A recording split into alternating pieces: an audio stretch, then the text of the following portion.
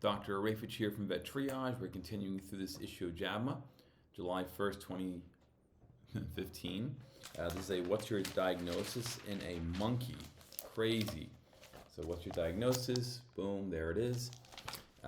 This case report comes out of the vet school in Florida. So these are axial and sagittal views of the CT scan. And thorax and abdomen of a 31-year-old male black-handed spider monkey known as Ateles geoffroyi. The monkey had several hard structures noted on abdominal palpation.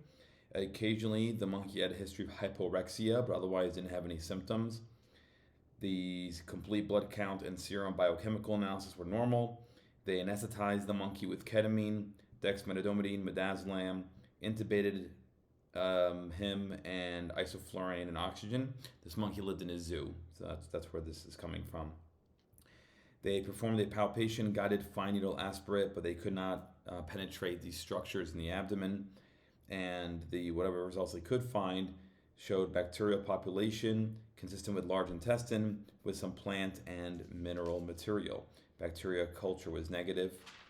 The CT scan shows here enteroliths. So the arrowheads here, you see how it's kind of like the rings of a trunk of a tree. It's a stone, and it's in the intestinal tract, so it's called enterolith. Entero meaning intestine, lith meaning stone-like.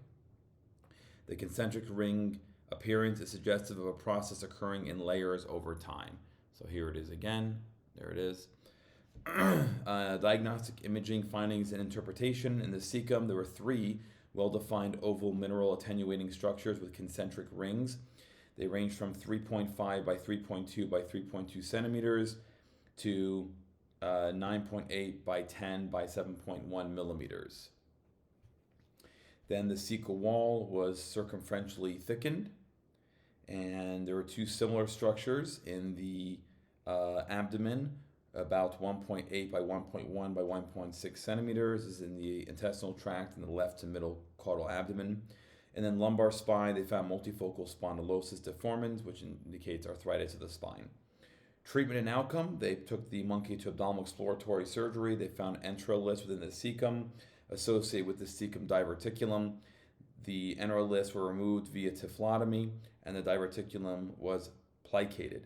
The enteroliths weighed 22.85 grams or 0.05 pounds. They were tested, and they found hair sparsely interspersed with proteinaceous material. They decided to increase dietary fiber in the feed of the monkey, and a year later, the monkey had no issues. Comments. Diverticulosis is a seldom reported disease in non-human primates. It has been reported in Japanese macaque, known as Macaca viscata, and the rhesus macaque, known as Macaca mulata. Diverticulosis of the colon is common in people from Western societies, described in up to 50% of the population of people more than 60 years of age. Wow. It has been reported in the vermiform appendix of people, but it's rare. Enteroliths, like those found in the monkey of this report, may also be found in the diverticula of humans. Diverticula in humans is described as multifocal herniations of the submucosa and mucosa through the colonic muscular layers. Most evidence suggests that lifelong consumption of low residue, low fiber diet in concert with colonic structure and motility is involved with the pathogenesis. As such, a high fiber diet is recommended, decreased chance of diverticula formation, and has been shown to improve symptoms associated with diverticulosis. Diverticula are when you have an abnormal folds in an organ. Horses get this kind of thing too. Dogs will get it rarely. People, of course, get it. And it's usually a sign of chronic inflammation or motility issues.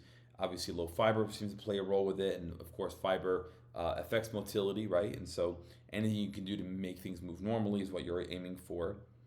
In studies with the rhesus macaques were fed a diet of low fiber, they had a decrease in fecal weight and increase in intraluminal pressure of the colon. So just telling you that fiber content may play a role. When things slow down, the intestines are not moving as much, things build up, and you can have things like this, even though these are really not common. So pretty cool case report. I had not heard of this before.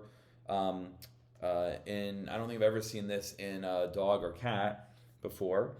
And like I said, they didn't report it here. Again, this study comes out of 2015, 2016. So, who knows, there have been reports since then. This seems to be more of a primate issue than anything else. And I do think horses get enteroliths also, but I'd have to check that. So yeah, so anyway, interesting case, and we'll see you guys again tomorrow. Take care.